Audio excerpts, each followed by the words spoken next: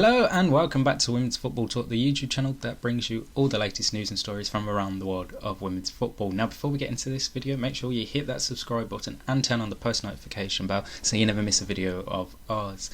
Right, so apologies for no video at the start of the week rounding up the weekend's fixtures, but I was rather busy. So we are here now with our usual weekend preview, and as you can tell by the thumbnail, we're starting off with the Conti Cup final, which takes place on Saturday between Chelsea and Manchester City from Plough Lane in Wimbledon.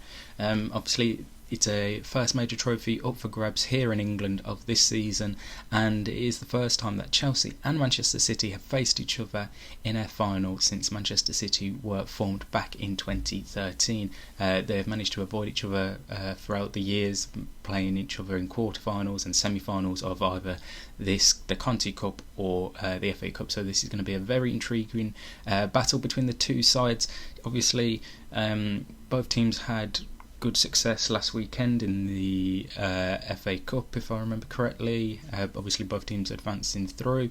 Then you look also Chelsea as well. On paper, they've been really good all season in the league. Second, obviously, behind Arsenal. And as far as I'm aware, their only main injury worry going into this game is whether Magdalena Eriksson would be fully fit or not. But obviously over recent weeks that hasn't mattered, because we've seen Dutch international Aniek Nouwen come up and step up to the plate this turn of the year, since obviously signing back in the summer. And she managed to get her first goal as well last weekend against Leicester City, so that was good things there. And then on Manchester City front, they've slowly started to improve under Gareth Taylor, up to 5th in the league, convincing win last weekend in the FA Cup as well. And then obviously their main injury worry is that Steph Houghton looks set to miss the rest of the season through injury, which has been really painful for her, and it'll obviously put dents in her hopes for making the Euros under Serena Wiegmann. And then Gareth Taylor has confirmed that this weekend's match is just too early for Chloe Kelly, who will be returning from her ACL, which she sustained last May. So on paper, I think it's going to be a really close game between the two sides, but I'm going for Chelsea just to edge it, and it might be one that goes all the way to penalties. Right, let's have a look at the rest of the fixtures this weekend in the world of football. So let's start off here in England. On Saturday we have WSL action as Aston Villa host Brighton and Hove Albion, and then we have Manchester United versus Leicester City, and then on Sunday we have Arsenal Birmingham, Reading versus Tottenham. So obviously the likes of West Ham and Everton aren't playing this weekend due to the fact that they were meant to play Chelsea and Man City respectively, and they will be playing them at a later date, with West Ham playing Chelsea next Thursday, the 10th of March, and then Man City versus Everton is rescheduled for later on this month. Elsewhere, we will head over to Italy next, and we've got 3 games tomorrow and 3 on Sunday. So we'll start off with Saturday's games. We have Juventus versus Roma, Hellas Verona versus Empoli, and Sampdoria versus Fiorentina. And then on Sunday we have Lazio versus Sassuolo, Inter Milan versus Pomigliano, and AC Milan versus Napoli. Obviously, it's the 3-point gap at the top of the table between Juventus and Roma, so that is going to be one to keep an eye out on Saturday afternoon.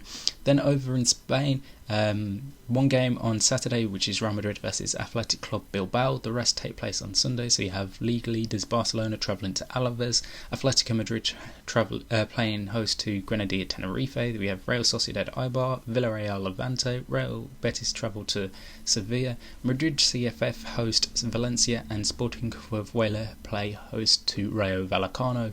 So obviously Barcelona have still yet to drop points this season, winning all 22 games possible, scoring 125 goals in the process, and obviously looking absolutely unbeatable in Spain this season. Then we head over to Germany. One game today as Bayer Leverkusen play host to Werder Bremen at 6:15 UK time, that is. And then one game on Saturday is Eintracht Frankfurt play Hoffenheim, and then the rest take place on Sunday. So we have Wolfsburg versus Freiburg, Karl Zeiss Jena versus SC Sand, SGS Essen play Turbine Potsdam, and Bayern Munich play host to FC Cologne. So obviously 2-point gap between Bayern Munich and Wolfsburg, but remember Wolfsburg have that game in hand against SC Sand, which has been postponed a few times due to COVID and the weather. No league games in France this weekend, as it is Cup weekend, so the Coupe de France Femení takes place.